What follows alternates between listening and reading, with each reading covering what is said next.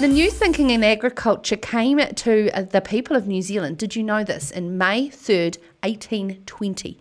200 years ago this week was the first plough was used to break ground for wheat in the Bay of Islands. 157 years ago, the Canterbury Agricultural and Pastoral Association was founded in 1863 on a showground of 14 acres in Sydenham in Christchurch. And sadly, in May 2020, with financial uncertainty, the New Zealand Agricultural Show, as it's now known, has been canned for this year. And for the first time since World War II, prompted by the risk, of course, of bankruptcy.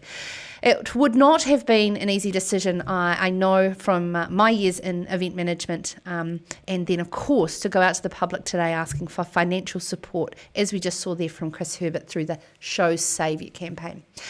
After what I'm sure has been a rough day, Geoff Bone joins us now to discuss this monumental decision. Geoff, can you talk us through the situation the show has found itself in, firstly, and of course, I know many people will be wanting to know why you would cancel so far out from November. Well, thank you for having me on, Sarah. Well, I think the first thing to note is the governance of the Canterbury A P Association has been solid for a long time. We had almost $500,000 rainy day fund set aside that hasn't been touched for years because we knew we would need it one day. What's happened this year, though, is that we've gotten to halfway through the year and we rely on the income that we get in our November show, but we can't guarantee that that show's going to go ahead. And what that means for us is that if we cancel today, we can pay all our bills and be solvent. But if we wait until October and it's forced upon us by government, then we may not be able to do that. And so the prudent thing to do to protect the association, given the uncertainty of COVID, is to not run the show this year and then to set ourselves up to relaunch and run again next year, which we can because we're taking this decision early. So we talked, the campaign is called Show Saviours. I mean, I know personally there is a lot of emotion and passion connected from so many people that absolutely love the show. And the thought of it not being a part of our November calendar is just strange. It's just like, who thought that we wouldn't have Women's Day next week in Burger King? It's just a fixture of New Zealand. And so do you believe that there is enough passion there to rebuild those reserves and see the show through in November 2021? Well, the outpouring that I've experienced today has been extraordinary. So the answer to that is yes, absolutely. Like, I think that I know our members will get in behind us.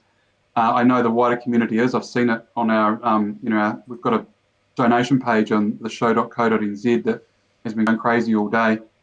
I know that Christchurch City Council and government are looking to support us, but they needed us to make the tough decisions first and ensure that we act in the best interest of all of the community. I guess the other part of this for us is that moral hazard of running such a large event with so much uncertainty and what that may do to the economy if, for example, a cluster were to occur at the show. Oh, well, you dealt with M. bovis last year, Geoff, and it's just really throwing things at you. What about M. bovis was the dealing with that was just a testament to that committee of cattle, those volunteers and the cattle people themselves.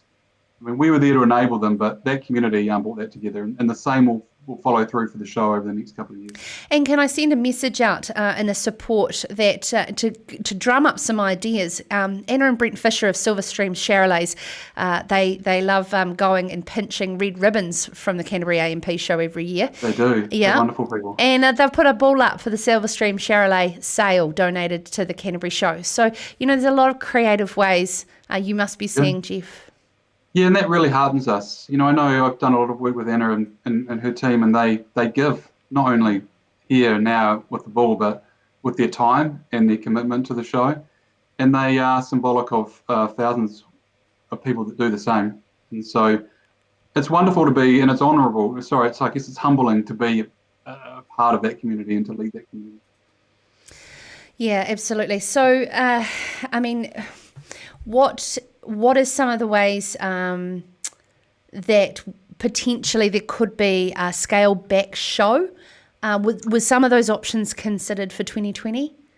Yeah, look, they still are in some ways. I mean, we run that young auctioneers competition, for example. I mean, there's no reason why we couldn't recreate that in a safe environment.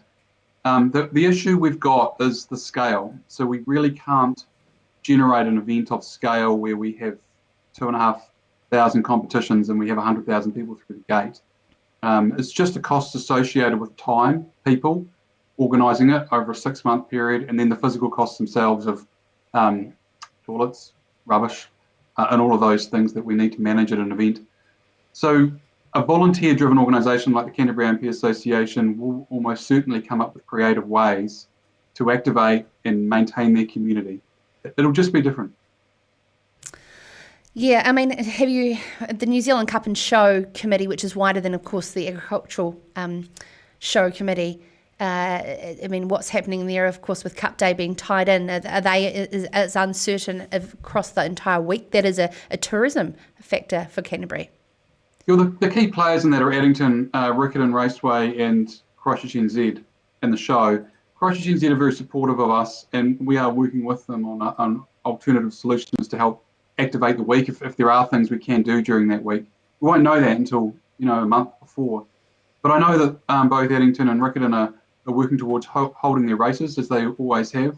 Whether they can have a crowd or not is to be determined, and I guess it's for them to decide how they'll run. But I think there's enough history and strength in their organisations and ours that we'll all come through this and everyone will succeed in the end. I have to ask the question, Geoff. It's not so much the risk of the government sort of putting us back into lockdown towards the end of the year. Is it really the writing on the wall of the economic spiral that we're in, that the money won't be there for exhibitors to help underpin the costs of the event and sponsors? No, there's plenty of money there. We had a huge uptake of trade exhibitors booking for the site. The financial model works for the show, and it has a future. The issue we had this year was the risk being compounded by COVID, put simply. And where we had a risk that in October we were going to be cancelled, we would have lost significantly more than if we cancelled today. And that's that difference between what we lose today and what we lose in October that is the reason that we are doing the prudent thing and making sure we can live to fight another day. Does it upset you when people say, well, a lot of these sort of epidemic response committees, etc., are saying that, viable small businesses going into COVID should have been fine? I mean, is COVID actually a real reason that it has affected large-scale events from being able to be viable if they were viable prior? The event industry in New Zealand has turned off entirely. There is nothing there. All revenue is gone. It's arrived in A&E, not breathing, and there's a no resuscitation order on it at the moment. Look, and that's the reality of events in New Zealand. You would be fairly crazy to be putting money into events given the risks that you're currently facing. But I know in Christchurch, there's some very strong event companies. I mean, the Beer Fest and the Wine Fest that all exist in Hackley Park, for example, I mean, they are run by an incredibly efficient organisation who will really be challenged as we speak. And then all of the marquee providers and the catering providers and the toilet providers, these businesses have been working with me for almost a decade. They're great, amazing businesses, and their revenue's gone. Oh, it just breaks my heart, Geoff, and I'm sure a lot of people watching and listening will be thinking the same. So, of course, how can people donate and support to make sure that this isn't the end of the New Zealand Agricultural Show forever? theshow.co.nz. And then click on donate.